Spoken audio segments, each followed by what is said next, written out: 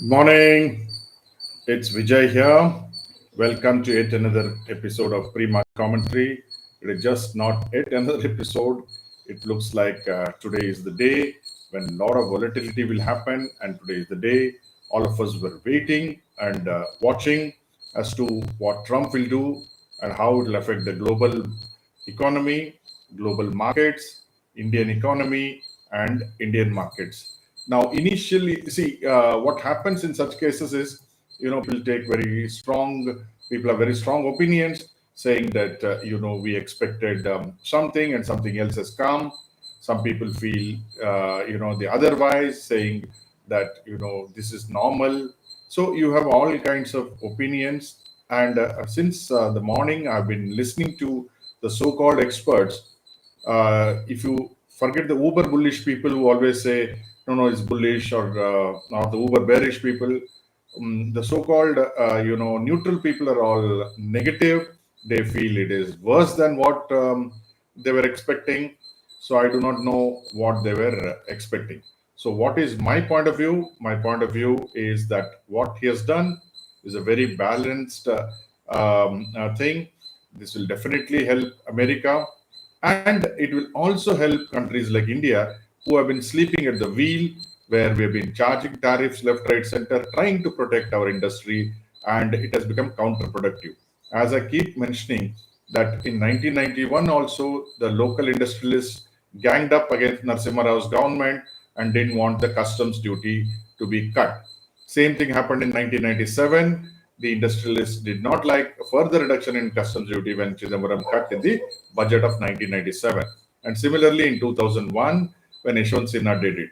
So the Indian industry is not willing to be competitive. I think Trump is the real finance minister for India because now he has woken these people up. Now, he started off, by saying that India is a very high tariff nation, and so I thought maybe things will be bad for India.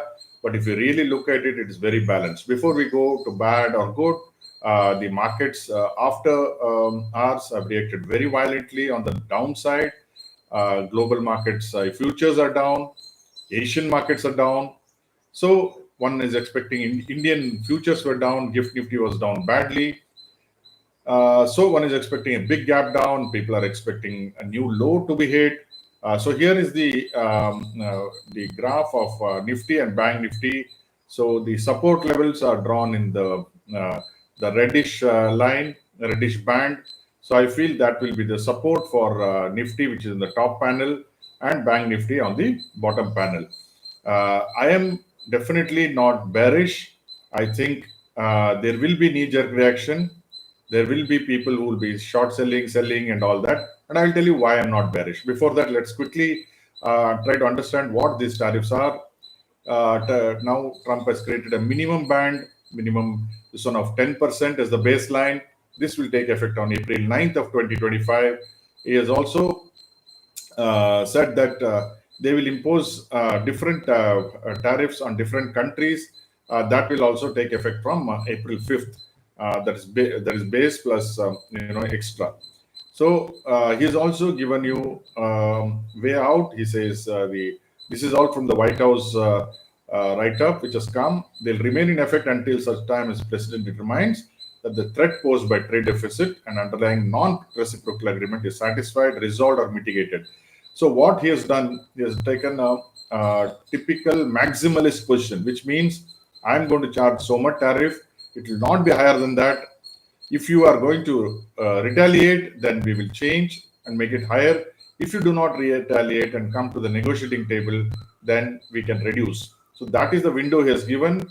So while it is bad for many countries, India has gone up to 26%. According to the USTR, the US Trade Delegation, which calculated, they say India charges 52% average tariffs, which includes, currency manipulation, as they say, and also I think the local GST. So they've taken some weighted average. A cost of good of a US goods in India is being charged 52%. So they brought it down to 26%. So the ball is in our court where we can, reduce the GST. This will be again a wake-up call, a good wake-up call. And I think people were dilly-dallying on reducing GST. So now, if we want to compete on the global arena, incidentally, US is our biggest trading partner. So you want to compete with on that arena, then you necessarily have to reduce not only your customs duty, you also have to reduce GST. So people are not talking about it at this point of time because 52% will come only if you add GST and not just by the normal customs duty, because the customs duty weighted average is less than 10. So where did the figure of 52 come? It has come only because of the GST is my understanding. And then this is what the Trump order talks of. They will retaliate or decrease based on what what the country's reaction is. Now look at this positive here. Some goods will not be subject to the reciprocal tariff. This is what the US says. These are These are articles which are already under what they call the Section 232 tariffs, which are low tariffs. So steel, aluminum articles, auto parts, which are already subjected to Section 232 tariffs. So auto part companies should not get affected. Of course, the autos are now going to get a 25% flat tariff, whoever is not manufacturing in US. So that is quite a bit of relief. Then copper, pharmaceuticals, semiconductors.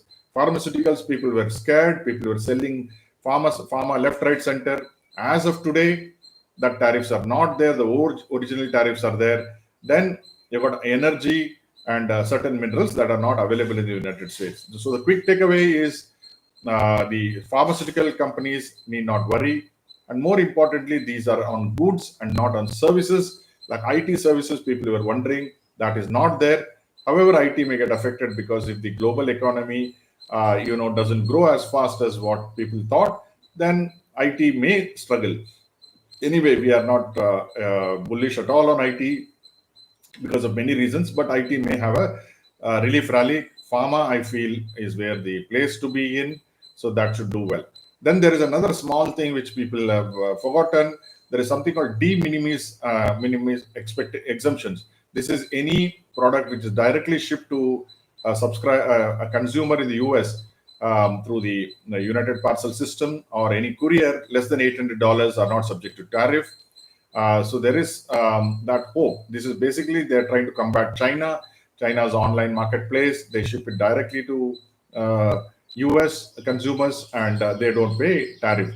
That they want to take it to 2025, May 2nd. After that, they're closing that for China, is what it says. It doesn't say for other countries. For instance, there is some company called Vibo Global. For instance, they dispatch it directly online to consumers. So their products will all be less than $800. So companies like that, which are into online marketing, should be beneficial rather than get hurt, even if they are in gems and jewelry. So this is one very important thing as a part of that, as part of the announcement, which says basically they're trying to reduce this synthetic opioid, especially from China, but they're not mentioned about everything else other than China and Hong Kong. So which means some companies in India and across the globe will benefit. So Trump also said that India imposes their own uniquely burdensome and duplicative testing and certification requirement, and that makes it difficult for or costly for American companies to sell their products in India. So he says if these barriers are removed, it is estimated US exports would increase by at least 5.3 billion annually. Now, again, look at it. In the entire speech, he has focused on India and said that if India can come forward, and I think India will have to come forward and will come forward if they're pragmatic enough. And so if they remove much of the barriers, then I think our tariffs will not be 26%, which is the maximalist position taken by Trump. So it should be much lower. So based on the data provided yesterday, 16 countries have tariffs at 10% or lower, which includes nations like United Kingdom, Brazil, and Singapore. 26 countries faced tariffs higher than 10%. Highest goes to Cambodia, Vietnam, and Sri Lanka. Here is the list. Basically, China, the US claims they were charging 67%. They say we will, the discounted reciprocal tariffs will be half of it at 34. You can see India here. India, they claim was 52. They made it 26. So basically, what I think Trump has done, he has been very reasonable. Though he has taken a maximalist position, he is saying, I'm willing to negotiate. And that is the good quality of any strong negotiator. So the ball is in India's court, the ball is in all the other countries' court.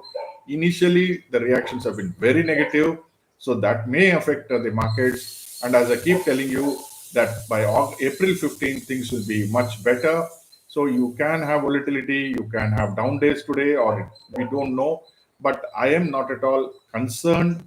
In fact, I'm happy that the uncertainty is gone out and we know exactly what is the maximum we'll pay. Once you know what the maximum will pay, then you can work out as to what effect it will have on the Indian companies as much as the global companies. So while there are a lot of fear mongers in the system who are saying this is worse than expected, I don't think so. I don't know what they were expecting.